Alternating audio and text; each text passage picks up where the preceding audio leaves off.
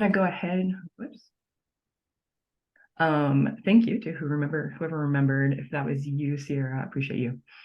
Okay, welcome everybody. We are using the Zoom meeting versus webinar, so you'll know you can unmute, you can be on camera, you can be off camera, do whatever feels best for you this morning and what you're feeling. Just if you're not speaking, if you'll just make sure that you mute so we don't have that awkward like who's not on mute situation, that would be amazing. And then if you have any questions, feel free to use the chat. We have staff who's going to kind of help answer them. And we'll also be pausing at different points to talk through any questions in the chat. So here we go. Here is kind of a timeline of what we're going to be doing today. We're getting started. Kyla is going to share an overview of the 2023 point in time, Kyla from our team. Marla and Sierra are going to talk about coordinated entry and how we're reimagining a more equitable system. I'm going to talk to you a little bit about our charter overview and then have a vote on that. We'll take a short break because it is 9 a.m. on a Friday. We probably need more coffee, maybe some water, take care of ourselves about midway through this meeting.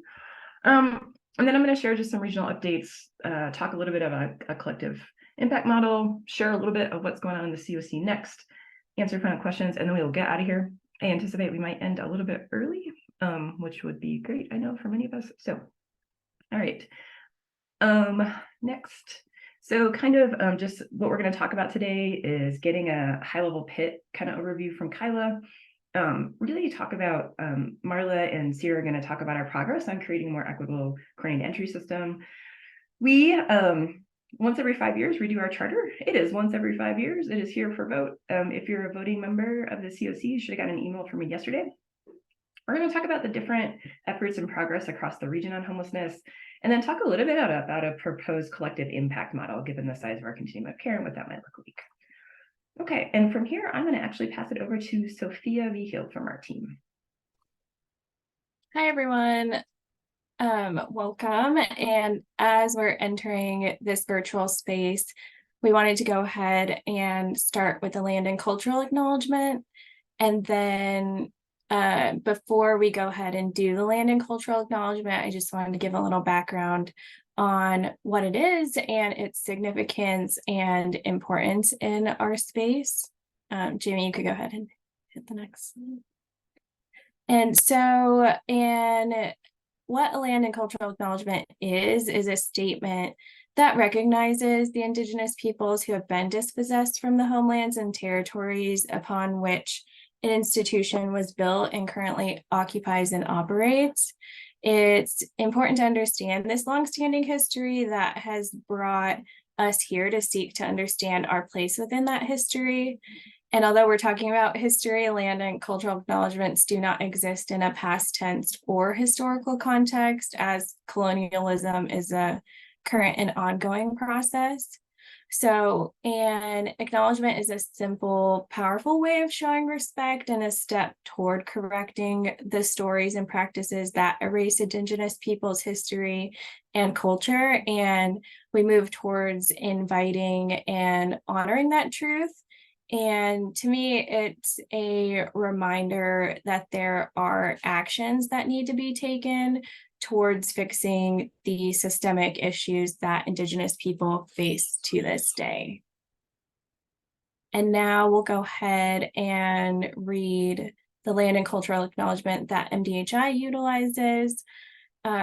And so we honor and acknowledge that Colorado is located on the traditional territory and ancestral homelands of the Arapaho, Cheyenne, and Ute nations.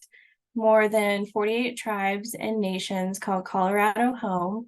We recognize that Indigenous peoples are the original stewards of this land. We acknowledge and celebrate the continued achievements of Black Americans and their transformational impact on American society.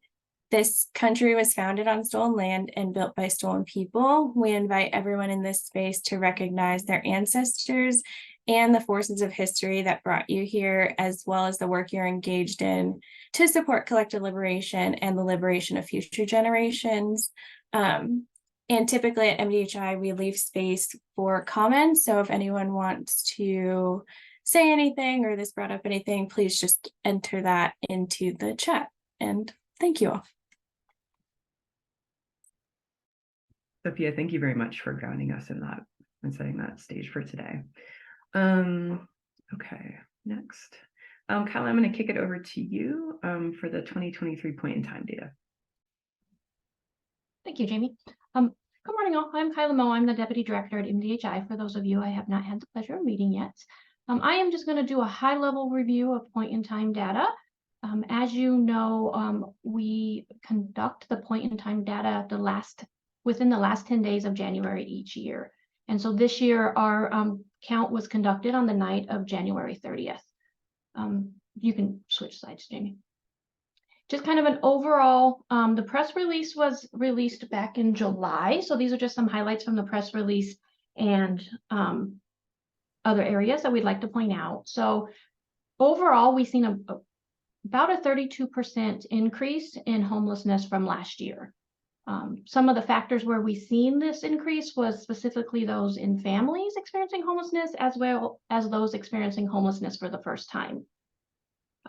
We did do a little bit of change of methodology this year to more accurately count those individuals that are unhoused. And that was by, in previous years, if a volunteer was not able to complete a full survey with somebody, either because they refused to do the survey, that person was sleeping, there was unsafe conditions, we recorded that as an observation count. And we did not include those individuals in the overall account. This year we did, with the help of our science-brained consultants, we were able to apply some methodology to extrapolate their data, which is basically just a fancy term for using math to come up with a similar record so that we can populate the data that was missing. And so those individuals were counted in the PIT count this year, as they weren't previously. And then just a reminder of the overall count, that the PIT count is really just an annual snapshot of homelessness on a single night. And there's varying details and things that could happen to make the counts differ from year to year. So we suggest, highly suggest not trending the point count over years. And to get kind of a more comprehensive look at homeless across the region, MDHI, I think 2 years ago, started producing a state of homelessness report. So we recommend to review that report, which is available on our website, to get kind of a bigger picture of those experiencing homelessness in our region. Next slide. So I just want to highlight where you can find more information about the point in time. On our website, so if you go to mdhi.org and then on the tab, you click Our Work and then Point in Time Count, that'll open up the page that includes, one-pagers, fact sheets. So that'll give you, the metro region as a whole, and then you can break it out for the 7 counties plus the city of Aurora have individual fact sheets. And there's previous year's data on there. So the most recent count will be at the top, and then we have, previous years underneath that. So you can also look back at, last year if you would like. And then if you would like a little bit more comprehensive data, or be able to kind of filter or break it down a little bit more than what is provided on the fact sheets, we do have an interactive dashboard that you can dive into. And so you would just go to our PIT page on our website, click on the interactive dashboard, and it will pull up the dashboard for you to filter. And so you can go to the next slide, Jamie. And so just to kind of run through kind of how to use the dashboard, if you're not familiar with it, is there is an overview page. So that's when you first click on the link, it's going to take you to the overview page. And that's where you're going to find kind of any helpful notes, anything that we think is key to point out will be on that first page. Then at the top of the screen, you'll click on the blue box that says Regional Breakdown, and that'll open the main dashboard. And so from here, you can see the overall count, and it's broken out by sheltered and unsheltered. And then it has the 7 counties on the map. So you can kind of see how of the 9,000 people that were experiencing homelessness this year that we counted, how were they broken out by region? And so it'll automatically default to all regions. And so if you wanted to see just your region, so for example, if you wanted to see Boulder County, you would then, under the region, you would select Boulder County, and it would isolate that map and all of the figures that are on this dashboard to be just of those Boulder County. And then under additional filters, you can then further filter it down by selecting different characteristics that you may want to see. So do you want to see people, or do you want to see households? Do you want to see sheltered or unsheltered? You can break it down by household type. So was it families? Was it individuals? Was it youths? And then there's different characteristics of first-time homeless, chronic homeless, those with, disabling conditions or any barriers. So that's the dashboard, interactive dashboard. The regional tab will let you break it down again, just a little bit more in further chunks. And then at the bottom, which is not pictured on the screenshot, is racial breakdown, ethnic breakdown, some age breakdowns. So those will automatically adjust based on what you choose the filter. And then the last tab is the custom breakdowns, and I don't have a screenshot of that, but basically what that would give you is just a different way. It's kind of like a blank dashboard that you can create yourself. And so that just gives you, again, some more of these drop downs and some more filters so that you can see, you can slice and dice it a little bit more.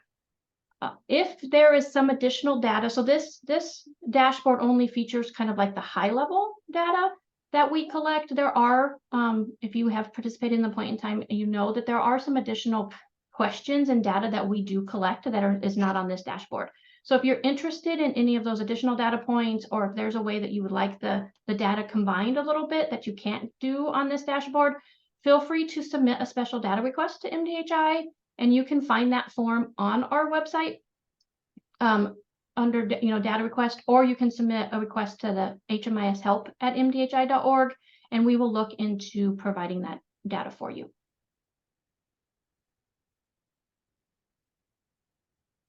Any questions? Ella, I don't see any in the chat, but we will be sure to answer them and speak them out loud if we need to as people ask questions. So thank you so much for that update.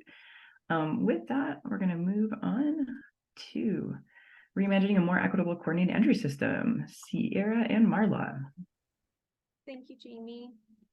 Hello, I am Marla Sutherland. I am the Coordinated Entry System Manager. I will be presenting today on reimagining a more equitable coordinated entry system with our Director of Diversity, Equity, and Inclusion, Sierra.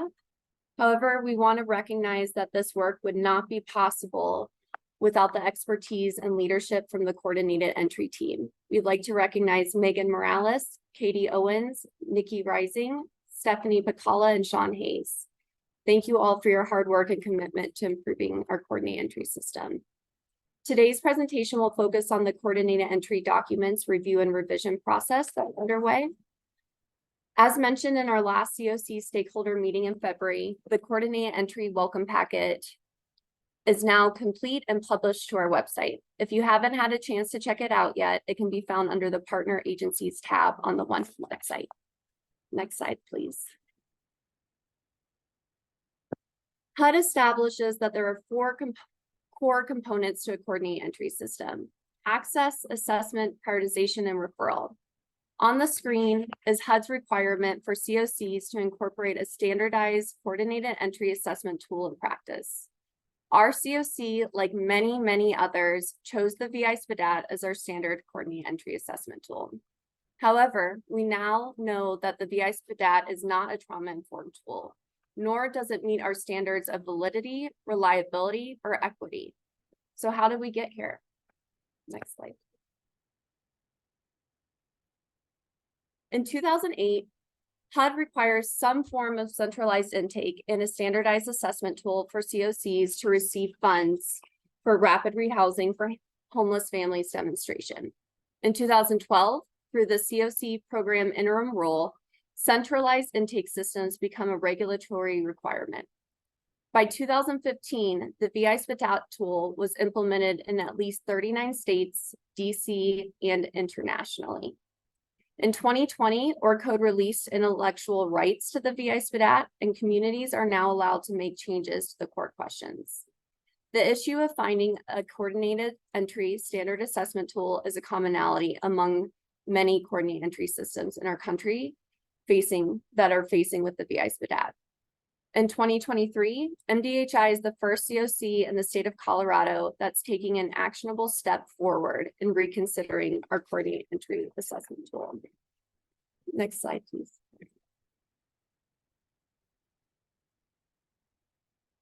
So I'd like to share the methodology that we've been using for this process. So we reviewed questions asked in all coordinated entry documents, including program enrollment, VI SPDATs, current living situations, to ask the why behind every question, categorizing each question for the purposes of coordinated entry eligibility, population-specific data, housing preferences, care coordination, prioritization, as well as stakeholder data that guides system-level discussions and decisions.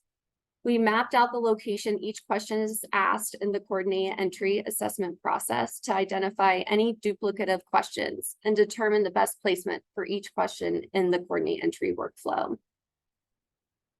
Through a racial equity and lived expertise lens, we reworded some of the questions with the purpose of facilitating housing and resources in a more trauma-informed approach.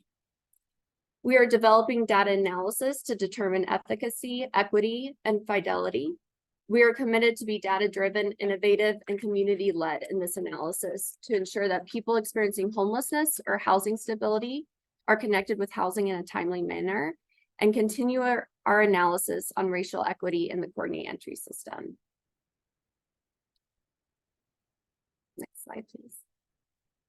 So here's an example of rewording some of the questions through a racial equity and lived expertise lens listed in our methodology.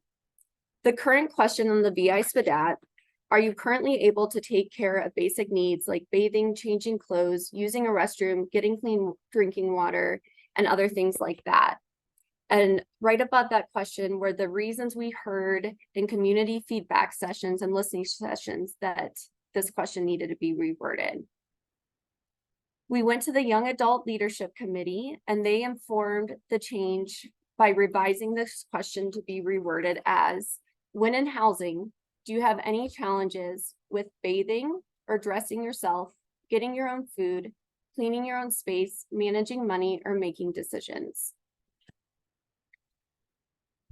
In my opinion, as a person working in this system and a person with lived experience, this is an example of the difference between performativity versus actionable and what it means to value lived expertise.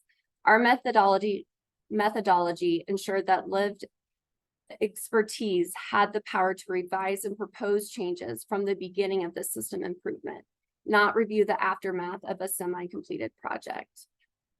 Sierra will share more about the timeline from the beginning when we started.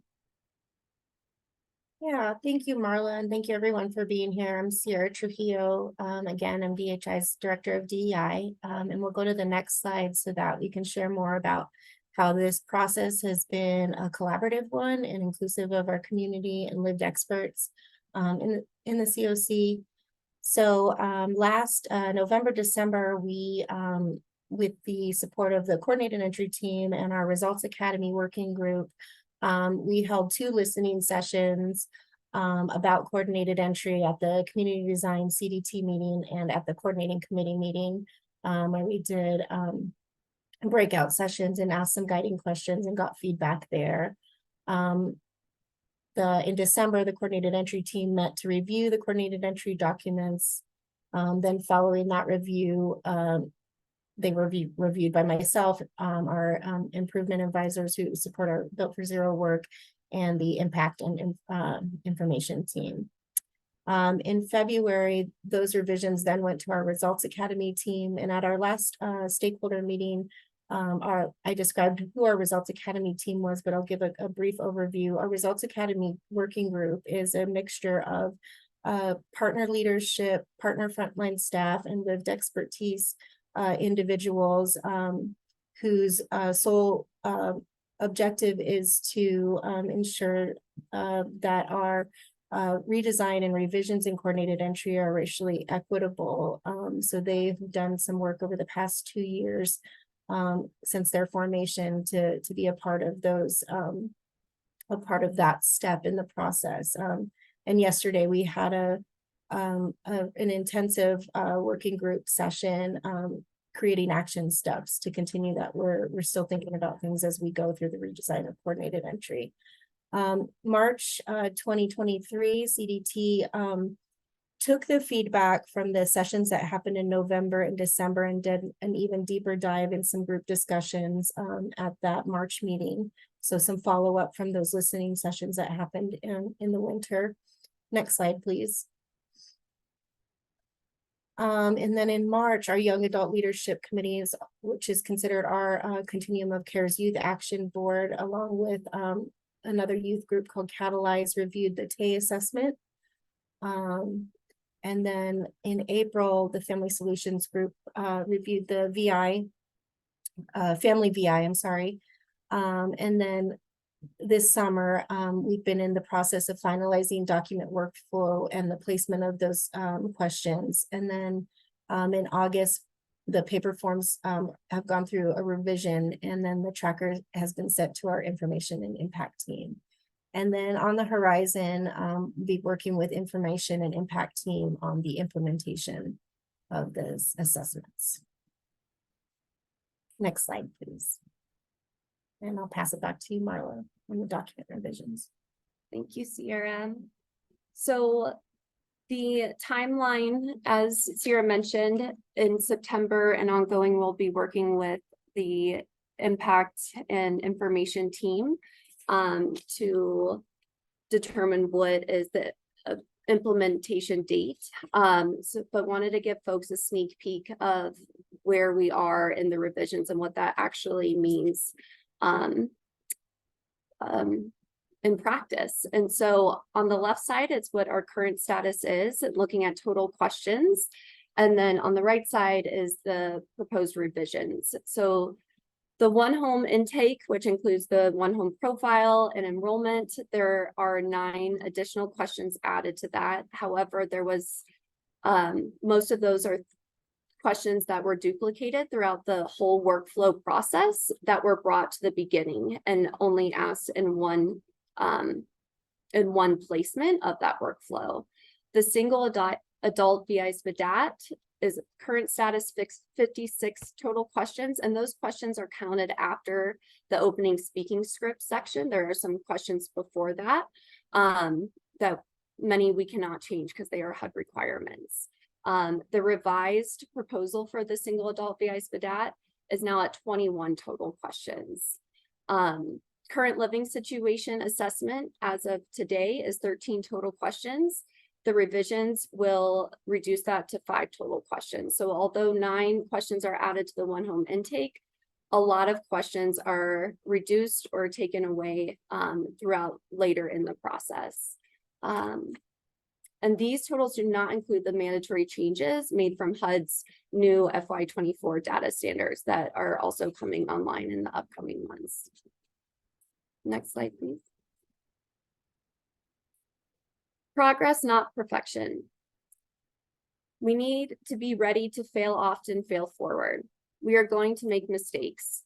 There will be failures. We are the first COC in Colorado taking a step forward in the solution of the national dilemma of the VI SPDATs, inequities and failures. We're going to learn lessons through the successes and failures. These revisions are a step forward and not the final destination. Some of the things that we will continue to learn is that testing and reliability, validity, and equity that we mentioned earlier. We are not able to test that until this implementation goes live. And so once this gets implemented, we will be testing for reliability, validity, and equity, and continuously reviewing those results to determine whether or not there needs to be additional improvements to this process, and continuing to research what other COCs are doing for their coordinate entry standard assessment tools. We also have the need to create standardized assessment tools for persons at imminent risk of literal homelessness, as well as households fleeing or attempting to flee domestic violence, dating violence, sexual assault, stalking, or other dangerous or life-threatening conditions, including human trafficking.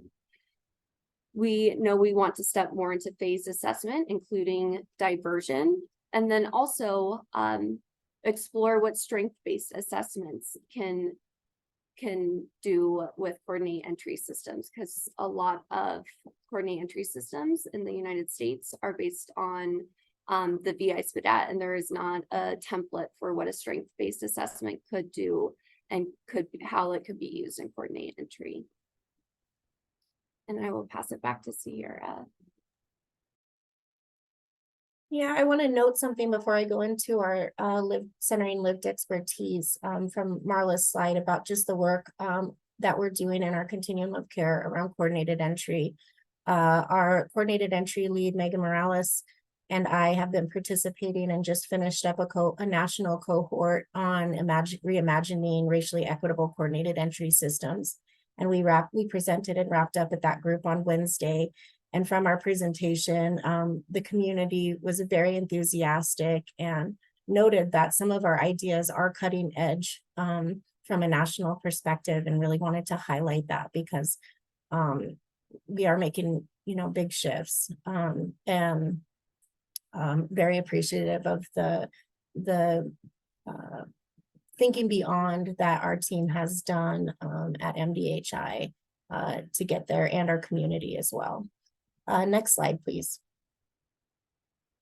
So centering lived expertise ongoing, and we pulled out some of this through the presentation, but wanted to highlight it again. Our committees and working groups, our Young Adult Leadership Committee has been an integral part of this process, as far as not just reviewing the assessments, but participating in our Results Academy, as well as advising and reviewing our youth prioritization and coordinated entry. And they've been really helpful and transformational in that process. And then I mentioned the Results Academy. Again, that's a group of varying stakeholders, including lived expertise individuals. And then our future lived experience advisory committee, we're in the planning stages of the structure build out for that committee, and we'll be recruiting for that later this fall. And then wanted to note something that's also happening from a qualitative data perspective in collection. MDHI is working with 10 organizations, or about 8 organizations, because a couple organizations are doing 2 Pulse for Good kiosks. And if you'd like to know more about Pulse for Good, my information will be shared and you can reach out. But what these kiosks are to gather feedback. And that feedback will then inform the organizations so that they can make actionable steps to improving their programs, the safety, and just the overall experience for individuals that are staying at those places. And then in that pilot, I'm so sorry, I lost my train of thought there. Kiddos upstairs yelling. Just be straight. Anyway, so these organizations have taken these kiosks. The data collection has started, and we have a couple more organizations that are going to be joining the pilot here in the next couple of weeks to get that feedback and just really give an opportunity to folks to have some anonymity in improving again programs and the places that they stay. And then we'll also be continuing these listening sessions throughout the community and focus groups as we do different iterative processes in improving coordinated entry and other systems in our COC. Next slide. So we will open it up to any chat questions that came up in the chat. Sarah, I do think there's one question in the chat from Midori about the timeline on the leak. Yeah, Midori, I think we'll be doing recruiting in the fall. I don't want to be too ambitious and say it'll be up and going by the end of the year, but I'm hopeful that they'll be up and going by the beginning of the calendar year. Once recruiting and some of the foundational steps are done this year. Thanks, Sarah. One quick question for the group. I know, like, for me, when I came into this work, the VI SPDAT was one of the biggest things that we talked about in the continuum. I'm curious, can you put a 1 in the chat? Out of the 90 people here, how many of you have ever given the VI SPDAT, or your organization still gives it? Put a 1 in the chat for me. I'm just curious how many people this is going to affect. Wow. I think, it's really important work that we're doing. And Sierra, Marla, your team, and everyone else in this community that's been part of this community-wide effort, really appreciate you working to make sure that we're creating an assessment that's much more equitable and hopefully can start to address some of the disparities we see in our data for those experiencing homelessness, and just appreciate that. There are 45 new chat messages. Were there any questions in there? I didn't see any, lots of ones though. Yeah, I think, about half the people here have either given the VI or their I'm on organization mute, so don't worry. You're not, but I will put you on mute now. Dee Dee, what you got? Yeah, I just had a question going back a couple slides. It mentioned domestic violence, I think, in that one slide. Yeah, that one. Yep. Is that language that's required? Like, having worked at anti-violence work for a long time, it's not language we would use. We would use intimate partner violence or some other terms. And I'm just curious about that. This is how that is used. Sorry, is that the question, Dee Dee? Is Yeah. this where the language came from? Yeah. I just was curious if it was required language, and it sounds like it is. Thank you. Thanks, Dee Dee. Awesome. Any other questions? All right, everyone, thanks again for this amazing work. Excited to see where this goes. And then Marla and Sierra, do you want to talk about your contact information at all? We just plopped it in there, but we'll also put it in the chat. And yes, if you have any questions related to coordinated entry, shoot them to Marla. If you have any questions regarding the equity and lived experience initiatives, feel free to shoot them towards me. Thank you. Thanks, Sierra. Thanks, Marla. And then Ian, I don't know if you want to come off mute and talk a little bit about the national conversations, that the equity is just not about the VI, but all the various process elements. Sure. Yeah, I just wanted to lift up, I think we're seeing this from our perspective as a national organization. I'm Ian Fletcher, so I work with a lot of communities who are undergoing this very similar scenario that, I'm so glad MDHI is exploring. And we're really encouraging communities to not just kind of like exclusively put all our eggs in the VI SPDAT counter proposal, because we don't want communities to feel like, hey, we found this new tool or created this new tool and that's going to solve all of our problems. Certainly it is a big part of that, but so is training, so is having staff who look like people who are experiencing homelessness, having leadership at those tables, the process as a whole. And so just want to lift up that important element, that we're not so hyper-focused exclusively on the VI, which I know we're not, but sometimes that tends to take up a lot of the space in the conversation. And so, we've got to be pulling multiple levers ongoing over time. Agreed. I was at a meeting last night and we were talking about equity, and they said equity is kind of like gardening. And I know we talked a lot about gardening earlier. It's going to be ongoing, and we're going to constantly need to feed it and water and be constantly evaluating. And I think, Ian, we need to walk and chew gum, which I think this team is really dedicated to. So, and this is definitely, we're never going to be done with this work until we solve homelessness and solve all the inequitable systems that we have. So thanks for just bringing that up and highlighting that. Anything else before we move on? Okay, thanks all for that conversation.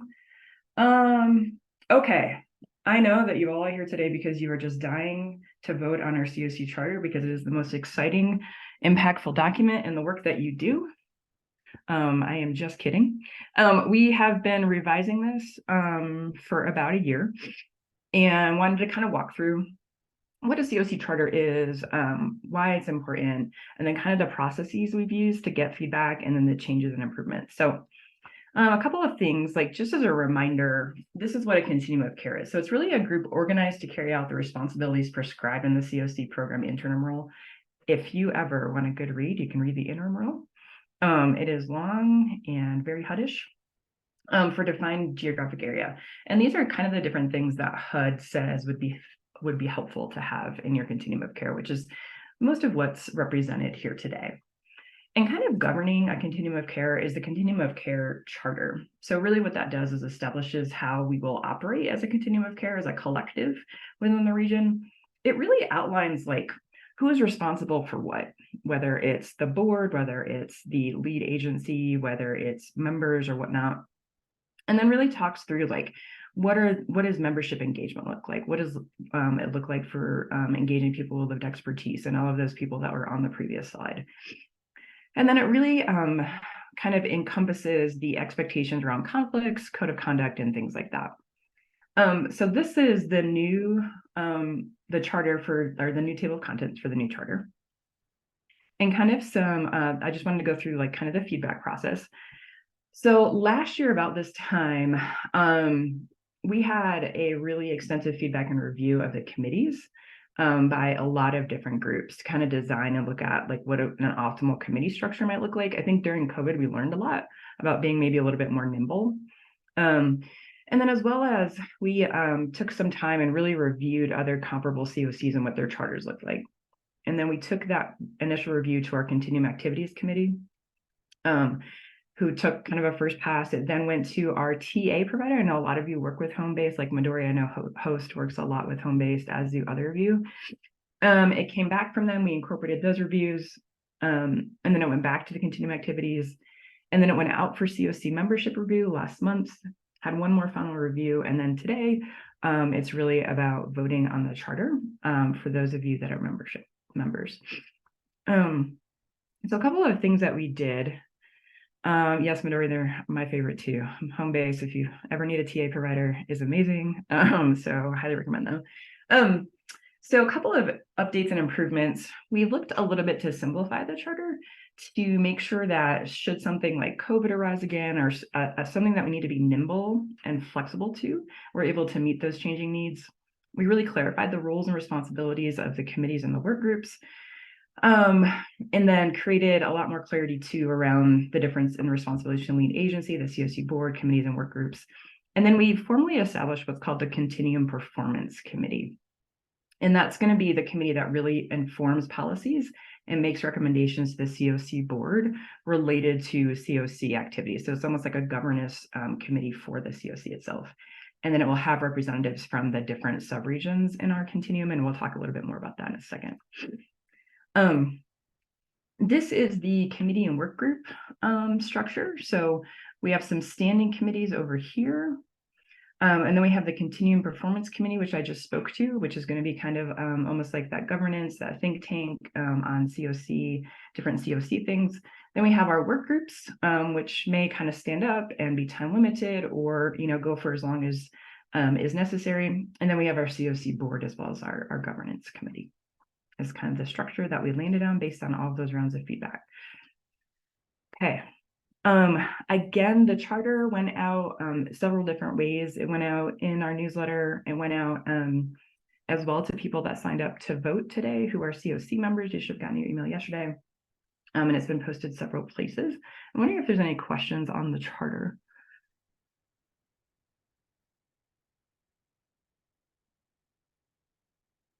Okay. Hearing none. Are we good to vote? Again, if you are a voting member, you got an email and you signed up that way. Can you all see that? Can I get a head nod or a non-head nod? Thank you. Jeremy, I see you. Thank you, man. Appreciate you. All right. So, and on the back end, we can actually see who's voting for what and just make sure that people that are voting are members. Okay, looks like we have a few more.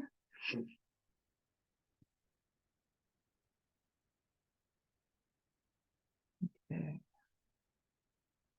31. Sarah, what was the member count? Can you, Sarah Rutledge, can you remind me? 32? We had 29. All In right, attendance. perfect. Okay, so it looks like 29 or 30 people voted. And again, we'll double check on the back end, but just appreciate that. And with that, we have a COC charter. Dun, dun, dun, so we can move forward. This is very exciting. Oh, like it's been 3 years that we've been looking at this thing going, we need to do this, we need to do this. And this means we can roll out the committees, which is going to be really exciting and I think provide a really great way for people to engage more. So thank you, everybody. This is exciting.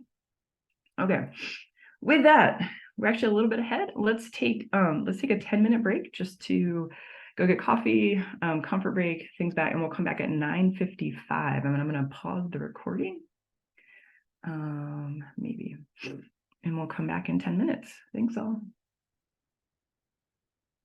Hope everybody's like, Sierra, you're the best. Thank you so much. I would have totally forgotten. I'm not good at that stuff. Do me a favor, guys. Put a 1 in the chat if you are back. You're actually here. Okay. Let's see. Put a 1 in the chat if you're actually here. Dun, dun, dun. We're up to 33. 1 in the chat if you're actually here. If you have returned from your coffee break or tea or whatever your morning preferred beverage is. Lynn, I like the porch you got going on. I don't know what's happening over there, but that looks lush and green and very comfortable. It was lush and green until the Japanese beetle bugs came and helped themselves, but it will get there again. It's beautiful. It looks so nice and relaxing. All right, we're at 51. Pro tips on how to get rid of the beetles. Seriously. Lynn, do you have tips? Really, you can actually. There's some stuff you can spray, Nemo spray or something that helps to keep them off of it. But really, it's waiting it out, and then after they're done, everything comes back. They're here for like 2 weeks or something, and then they move somewhere else. I think they come to my house. Well, we're sending all of them your way. Just gonna throw them your way. I don't know which is worse, the beetles or the moth situation earlier this year. Because that was brutal too. Moths don't damage anything; they're just passing through. But the beetles, they are nasty little, as far as your plants go. Yeah, I've lost some flowers. I've lost quite a bit. Okay. All right, looks like we're back up to 55 out of 82 people. Will you guys do me a favor and just throw a 1 in the chat if you are back, just so I know. 56. Okay. So we are getting there. All right, everybody. I want to talk a little bit about what's happening around the region. As you know, we're a big region of 7 counties and 39 cities at this point. And a lot of times we work in our local communities, but may not be aware of what's happening around the region. So we thought it might be good to help you kind of understand what's happening and some highlights.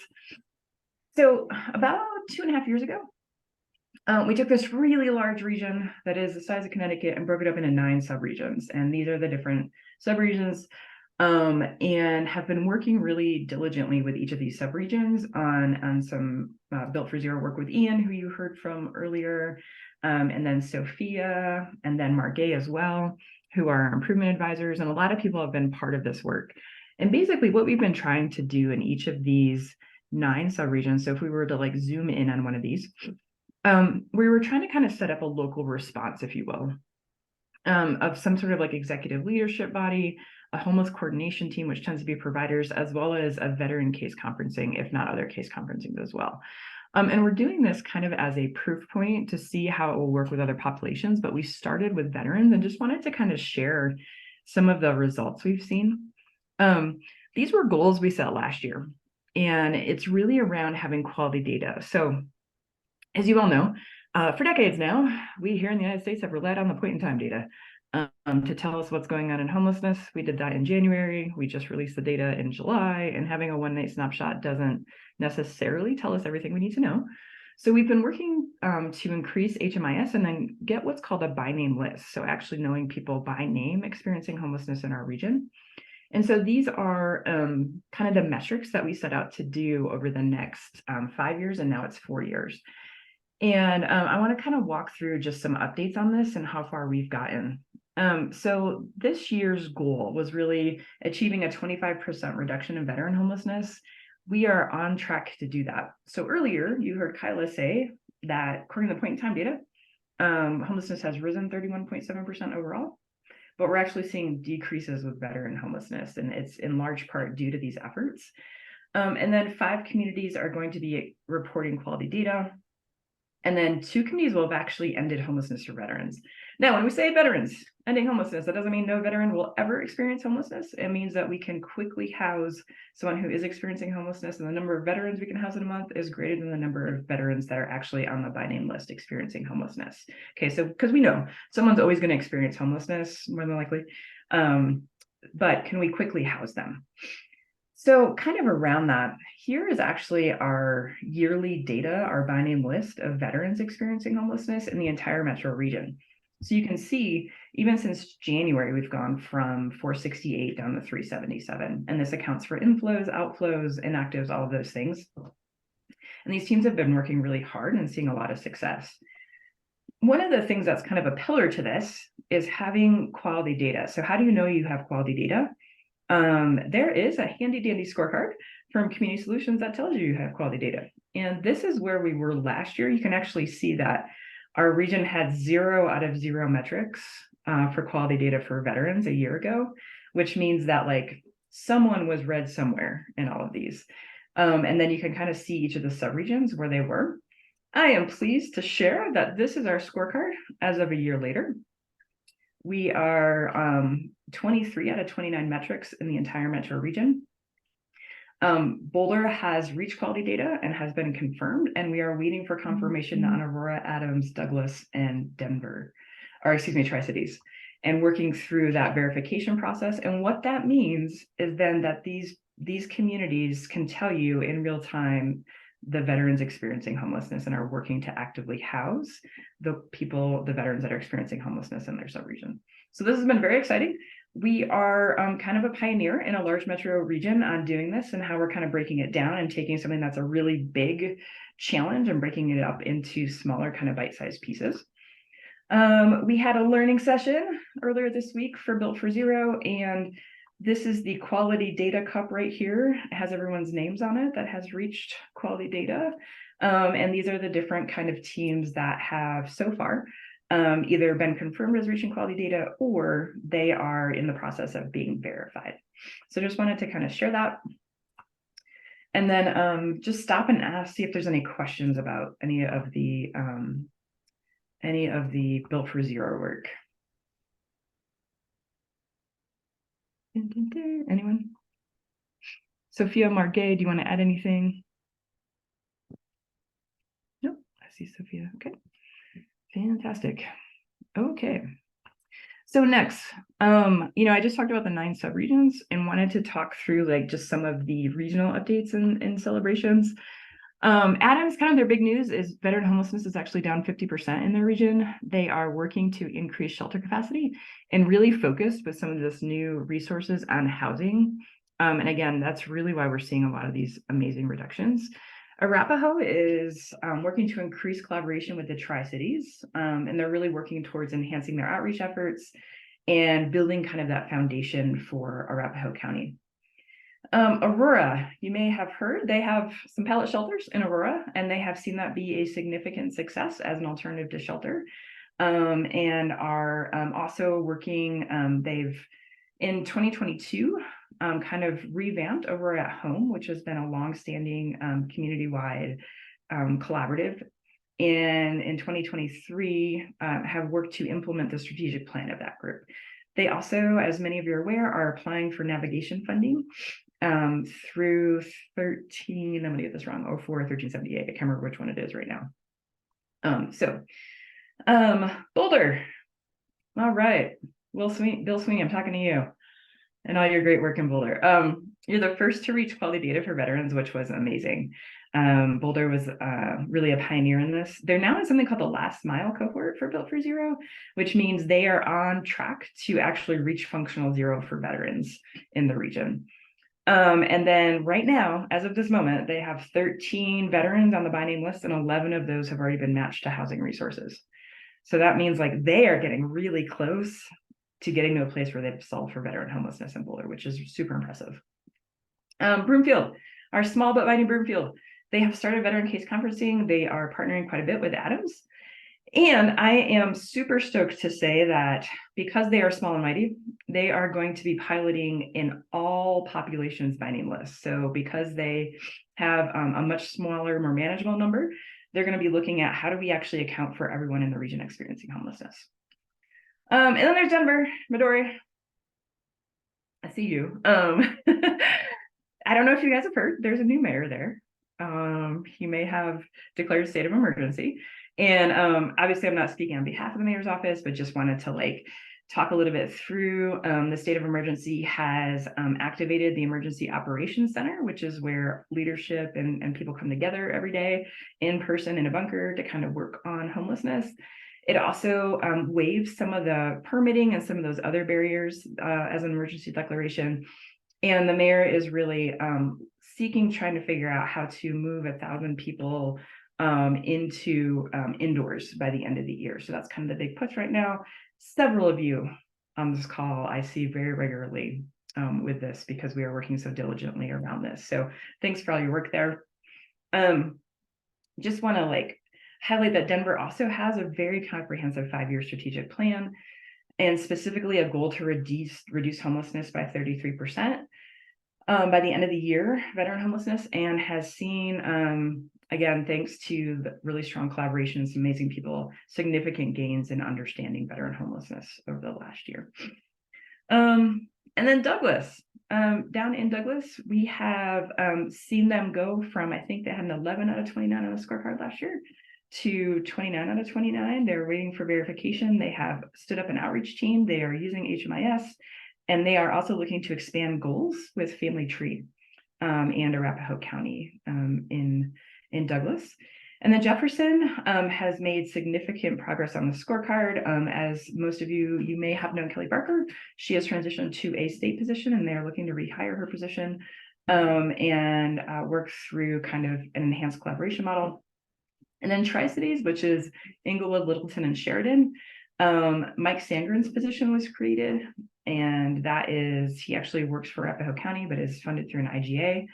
And he's kind of working to move forward the Tri-Cities action plan. And a couple of the things they're going to be doing down there is creating ready to work in Inglewood, as well as bridge housing and a navigation center. So a lot happening around the region. Questions about some of these regional updates? Dee, you've been to the bunker in the basement. I hear there's vests as well that are incredibly attractive. Yeah, I had a vest, but they wouldn't let me keep it. I really wanted to keep it, but you're not allowed to keep the vest. Maybe someday soon we will see your vest, Dee. Okay. It really does feel like a bunker. I hear that.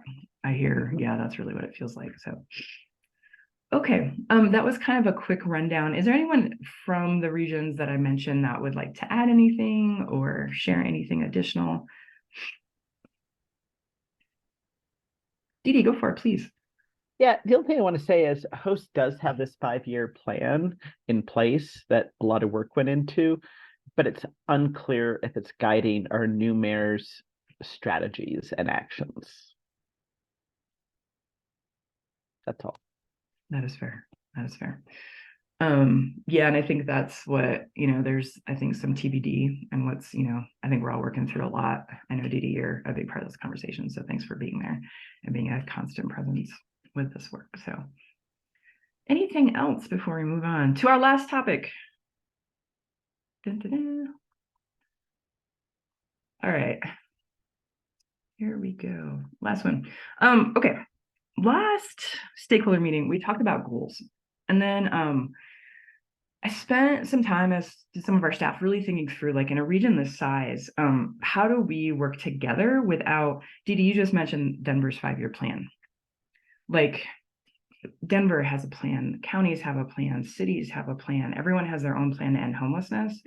And so as like the lead agency, we kind of looked at that and thought, does it make sense to yet layer on another plan from the continuum of care to try to align with all the other plans?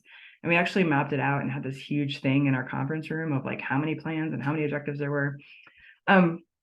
And it didn't feel like that was maybe the best way to go about, is like, let's create yet another plan to end homelessness in our region.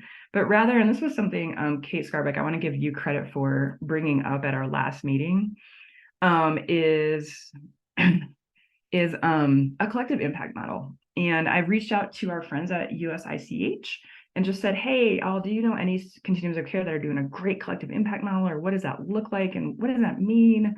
And Kate, you got me thinking really hard about what that might look like for our COC and how that might be beneficial. So I just wanted to share kind of some findings. So right now, there are 39 cities and 7 counties. And so many of them have their own plans on homelessness. And I kind of just put like up here a couple of different plans. This is nowhere near exhaustive. While they're awful different, they have a lot of commonalities. And I'm a teacher. You guys know that about me. I love a good Venn diagram. And there's a lot of overlap, like here in the middle, around certain things that we agree on. Even if we don't agree on everything, we agree on certain things throughout the region. So what we were kind of thinking is like, how do we like identify we were aligned and maybe agree upon, instead of like an entire plan, like Midori, us coming in and saying like, all right, we're going to overlay HOST's 5-year strategic plan and try to layer on top of that. What if we took elements from everybody's plan and said, here are some core things we agree upon that we create as pillars, and then really kind of rally around some shared specific measurements. And so what would that look like? And this is actually a collective impact model. And this is what it looks like. And feel free to Google. I recreated this graphic for our purposes today. And it's really about a couple of different things. So it's continuous communication. And that's part of us setting up that really comprehensive committee structure, is having constant communication, having a common agenda, which I think we can all agree is ending homelessness. Let's get to a point where we're at functional zero. Having a backbone organization like MDHI, with some shared measurements, and then mutually reinforced activity. So again, not saying like everybody has to do the same thing all the same ways, but rather what are some things we agree on we can be working towards collectively. So a couple of places that have done that is Santa Clara County. And what they did is they actually came up with strategies. So these were their overarching strategies. So addressing root causes of homelessness through system and policy change, expanding prevention and housing programs, and then improving quality of life for unsheltered individuals and creating healthy neighborhoods for all. So this is like what their community said, like, hey, these are 3 things we can all agree upon are helpful strategies. And what they did is they actually created goals then. So like they want to house 20,000 people, achieve a 30% reduction. And they kind of went through and just said, okay, if we all work on these things and we agree on it, these are the reductions that we can probably create. And just said, like, again, not everybody has to be doing the same thing all the time the same way, but if we work locally, does this speed up? And then I'm going to guess most of you have seen this, but maybe not. USICH, which I do not envy them, had to get 19 federal different departments together to create what's called the all-in plan. And they have these kind of pillars as well as solutions. So they have the foundations of equity, data, and evidence and collaboration, and then their solutions being housing and supports, crisis response, and prevention. So these are a couple of the models that like kind of work through like a collective impact model. I am not proposing that today we figure this out. I think what I'm asking today is kind of permission from the COC to pursue this type of collective buy-in, rather than saying like, let's create a 10-year plan to end homelessness, or like another like plan, but rather let's find pieces that we all agree on, that we can kind of overlap and work towards. So I said a lot of words, and permission, thanks, Midori. Megan says yes. I'm wondering if you could maybe give me a 1 in the chat if you're like, yeah, let's move forward. Oh, Didi, please go ahead. Oh, you're on mute, friend. Yep. No, I know. I just I'll put in the chat. I came from a slightly different world, but the Metro Denver Partnership for Health, I don't know if you're familiar with them. Very similar. The 7 local public health agencies came together to work on issues together. So I don't know if there's anything we can learn from that collaborative effort, but it seems in some ways really similar, right? They all have their own health improvement plans, and there's a lot of overlap, and they're trying to work on specific issues and data together. Thank you, Didi. Any sort of information that anyone has, please feel free to drop in the chat. We're definitely open to pursuing other models. But I'm just curious, like a 1 in the chat, if you think we should pursue this idea. 2, oh, Heidi, good for you. Thank you, Heidi. Like a 2 if you have questions or you're like, I'm not sure. I see a lot of 1s. I see a lot of 1s. Okay. Awesome. Okay. Midori, please. So this is probably a loaded question. But when we're talking about doing things like exploring commonalities or Yeah. determining those commonalities, who would be doing that work? Yeah, I think initially we will. Okay. Yeah, unless I'm you're just volunteering, Midori. trying to understand. I'm like doing like 4 things right now, and I feel very overwhelmed, and I am so tired of multitasking. Yeah. But I I don't know. I just want to make sure. I think there's this, like, for me, Mhm. to be very honest right Please. now to a lot of people that don't all know me, it's like, I know we're asking a lot of our partners all the time, and I don't Mhm. want to create a space or a place where people have to do a bunch more work to be able to do the things that they're already doing. Because it feels painful and like unfair to the people that we're actually serving, right? Like, it takes away time Totally. from our people that are experiencing homelessness. And so wanting to just make sure that as we go forward, like, we understand who would be doing this work, how folks would contribute, those types of things. Yeah, I think how I envision this is you all already doing the work that you're doing and like how that feels, kind of like Built for Zero. So we didn't say like, hey, this is like what you have to do and everyone has to do it this way. But like, where do we, like, we probably all agree on prevention. We probably all agree on like, there are certain things probably we'd like to see the private sector funding, right? So how do we engage the private sector? But what we don't want to do, and very specifically, I'm glad you asked this question, Midori, we don't want to create additional work. Rather, we want to align what we're currently doing so that it's like all ships, I don't know, what's that, all tides rise, whatever. I have 102 fever right now, you guys. I don't remember. I'm getting a little delusional. So I think it's more around like us taking what we're doing, figure out where the commonalities are, and agreeing like, hey, and sharing that with like the business sector and then the philanthropy sector, right? So that they're helping kind of and bringing people in around these pillars versus like people being pulled in all different directions. Does that answer your question, Midori? Yeah, thank you. Yeah, of course. Didi, did you have something to say, or are you just still off mute, friend? No, sorry. No worries. I just want to make sure. Okay. Hi, Jamie, it's Maura.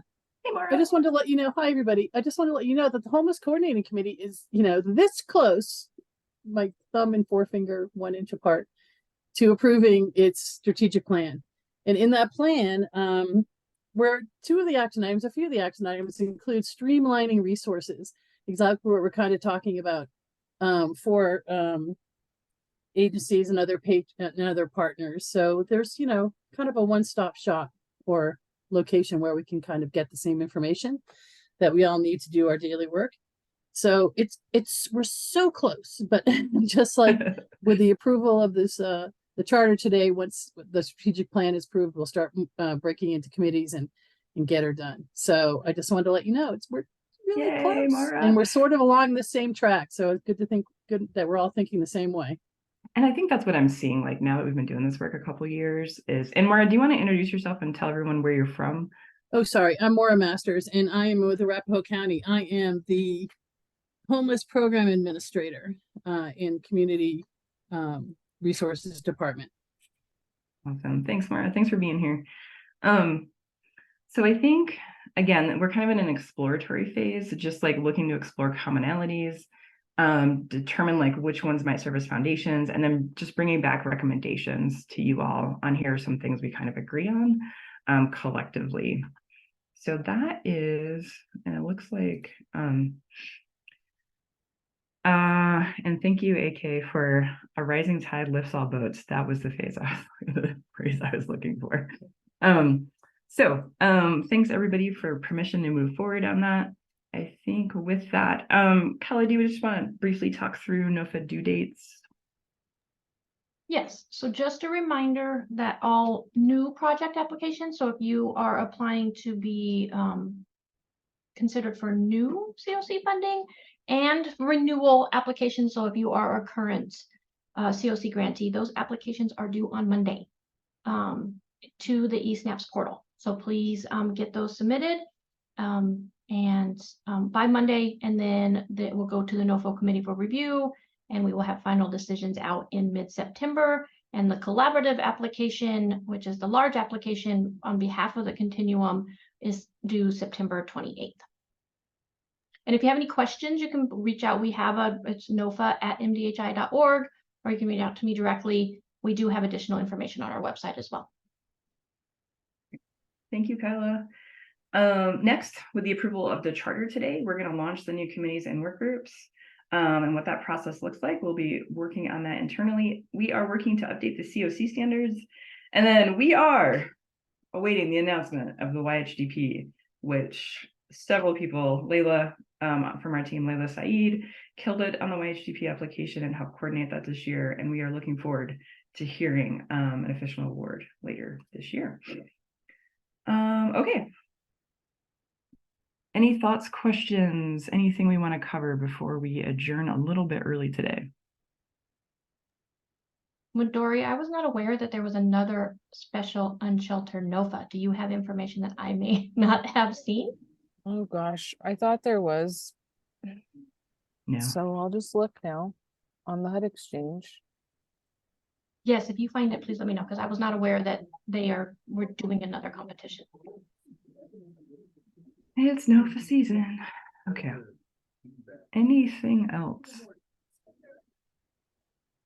All right, everybody. Oh, Randall, did you have a raised hand? Do I see that? Hi, Randall. V. Gates. First of all, thank you for allowing me to participate in this. I've been involved in MDHI forever. And it seems to me that one of the things that's most prevalent with us is having purpose, getting up in the morning with a will to open your eyes and focus and have the commitment to something. And so there's a proposition of the Gary Community Ventures that was launched this summer, about 2 months ago, called betterofferco.org. And in this proposal, for people who are starting their lives, they can be free of debt. One of the biggest principles of ending poverty of all sorts is being able to get trained and to be recompensed for that, and not to have to worry about whether or not you're going to pay for it. And so I've been promoting this as a means by which people can do what I do at 72 and get up in the morning with an idea that there's something that I want to accomplish. And if we're serious about ending homelessness and making it possible for people to live and have no debt and have a living wage, then we must make it possible to create mechanisms. And I would suggest that you create a resource list with Gary Community Ventures and Skills to Compete and the Colorado Social Legislative Committee that I'm a part of in terms of advocacy and working on policy at the state legislature to improve the outcomes that we have to make sure that people don't have to be buried under the weight of living their lives without having a focus, a commitment, and the will to go on and get out of the situation like you did, Jamie. And that's what I have to impart to you. And there's a lot more, but I'll just leave it at that. Thanks, Randall. Randall, do you mind either emailing or dropping in the chat that information so we can follow up on it?